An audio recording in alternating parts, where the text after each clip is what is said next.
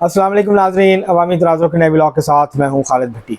आज के इस व्लॉग में हम बात करेंगे कि तहरीक इंसाफ की इमरान खान की रिहाई की जो तहरीक है, क्या वो खटाई में पड़ रही है और क्या ये तहरीक जो है वो अपने मकसद को हासिल करने में कामयाब होगी या पहले की जो नाकाम कोशिशें थी तहरीक इंसाफ की उसकी तरह एक नाकाम कोशिश साबित होगी।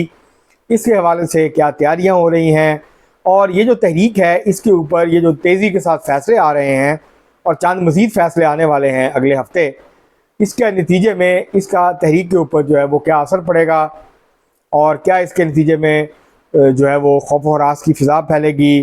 तहरीक इंसाफ के मज़ीद लोग जो हैं वो जेलों में जाएंगे, उनके पार्लियामेंटेरियन जो हैं वो नाअहल होंगे। इस सारी सूरत हाल के ऊपर आज के इस व्लॉग में हम बात करेंगे। इससे पहले कि हम आगे बढ़ें, आपको तफसीलात फराहम करें, आपसे गुजारिश है कि अगर आपने हमारा चैनल अवामी तराज़ुम अभी तक सब्सक्राइब नहीं किया उसको सब्सक्राइब कर लें। आपको वीडियो पसंद है उसको शेयर करें, लाइक करें और बेल आइकन ज़रूर दबा दें, टली ज़रूर खड़का दें। अब हम बढ़ते हैं अपने आज के मौजू की तरफ। इमरान खान साहब ने ऐलान किया था और फिर कि ये 5 अगस्त को हम जो है वो तहरीक को नुक्ता जो है वो अरूज पे पहुँचाएँगे और हम जो है वो सड़कों पे आएंगे। अब कोई मुज़ाकरात नहीं होंगे, अब मुज़ाकरात का वक्त गुजर गया है, अब सड़कों के ऊपर दमादम मसलंदर होगी और तहरीक इंसाफ के कारकुन, सपोर्टर और उनका जो है वो ठाठे मारता हुआ समंदर जो है वो सड़कों पर निकलेगा और सब कुछ बहा के ले जाएगा और इमरान खान साहब जो हैं वो रिहा हो जाएंगे, जेल से बाहर आ जाएंगे। तो इससे पहले कि ये तहरीक शुरू हो, आज कल 2-3 दिन से एक हाइप क्रिएट की गई थी कि जी जो high court, Lahore high court ने इमरान खान साहब की 9 मई के 8 मुकदमात में ज़मानत मंजूर नहीं की थी, उनकी दरख्वास्तों को मुस्तरद कर दिया था।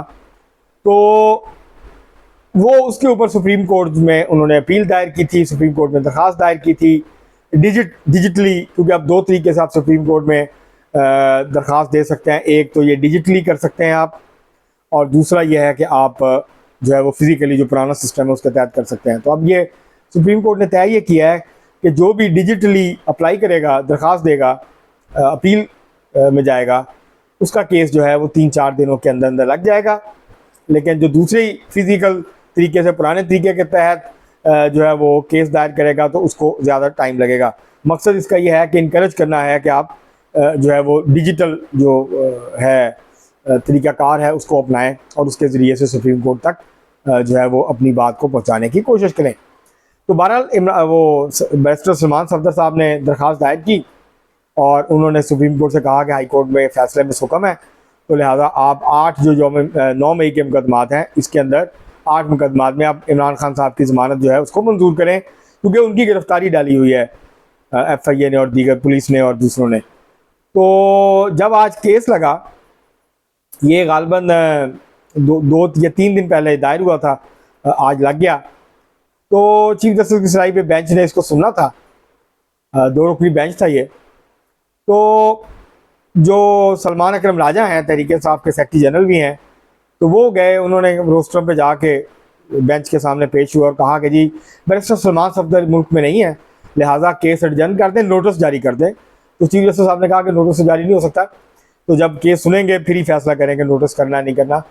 तो उस पर उन्होंने कहा कि 1 हफ्ते की तारीख दे दें। उनको पता था कि सलमान सफदर साहब अभी वापस नहीं आ रहे। तो ये तहरीक इंसाफ एक तरफ प्रोपेगेंडा करती है कि हम केस दायर करते हैं, हमारे केस लगते नहीं, और जो केस लगा तो वकील साहब नहीं थे। तो इमरान खान साहब की मुमकिन तौर पर जमानत हो सकती थी आज, जो कि तहरीक इंसाफ के वकील की गैर मौजूदगी की वजह से नहीं हो सकी। अब 12 अगस्त की डेट पड़ गई है, अब 12 अगस्त को इस केस की समाअत होगी, तकरीबन 3 हफ्ते से भी ज़्यादा वक्त के बाद। तो जो तहरीक इंसाफ के यहाँ पर उनके जो सपोर्टर्स थे, उनको जो उम्मीद पैदा हुई थी कि शायद ज़मानतें हो जाएं, लेकिन ऐसा नहीं हुआ और केस जो है वो 12 अगस्त पे चला गया। तो इससे आप अंदाज़ा लगा सकते हैं कि तहरीक इंसाफ जो है इमरान खान साहब की रिहाई के लिए एक वकील साहब जो है, हालांकि सलमान अकरम राजा भी उसमें वकील हैं, कोई और भी बातचीत कर सकता था, दलाइल दे सकता था, लेकिन उन्होंने कहा कि नहीं, आप केस एडजर्न कर दें। इसी तरह से जो तहरीक है इमरान खान साहब की रिहाई की, वो भी इस वक्त खटाई में पड़ी हुई है। आपस की लड़ाइयाँ हैं, आपस में एक दूसरे के हवाले से जो है वो हमले हो रहे हैं, आपस के इख्तलाफात हैं। उसके साथ साथ जो मोमेंटम होना चाहिए, जिस तरीके से लोगों को निकालने के लिए जोर लगना चाहिए, वो भी लगता हुआ नजर नहीं। अब लगता ये है कि तहरीक इंसाफ ने जो लॉन्ग मार्च थे पहले इस्लामाबाद पे चढ़ाई की थी 3 दफ़ा, उससे सबक सीखा है और अब ये तय किया है कि हर हलके में सूबाई और कौमी असम्बली के हलकों के अंदर एहतजाज होगा। तो लगता यह है कि अब तहरीक इंसाफ की स्ट्रेटजी ये है कि इस तहरीक को जो है आहिस्ता आहिस्ता, ये जो एहतजाज है उसको आहिस्ता आहिस्ता बढ़ाया जाए।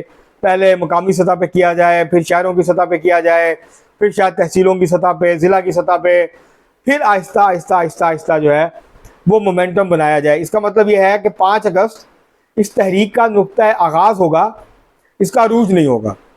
मतलब 5 को आप ये कह लें कि ये तहरीक शुरू होगी, मुख्तलिफ जगहों पर मुजाहरे होंगे, KP में, बलूचिस्तान में, पंजाब में, सिंध में, ये मुख्तलिफ जो हल्के हैं, KP में भी और GB में भी, और उसके अलावा जम्मू कश्मीर में भी, तो यहाँ मुजाहरे होंगे, एहतजाज होगा। उसके बाद फिर अगली कॉल दी जाएगी, कुछ हफ्तों के बाद फिर अगली कॉल दी जाएगी।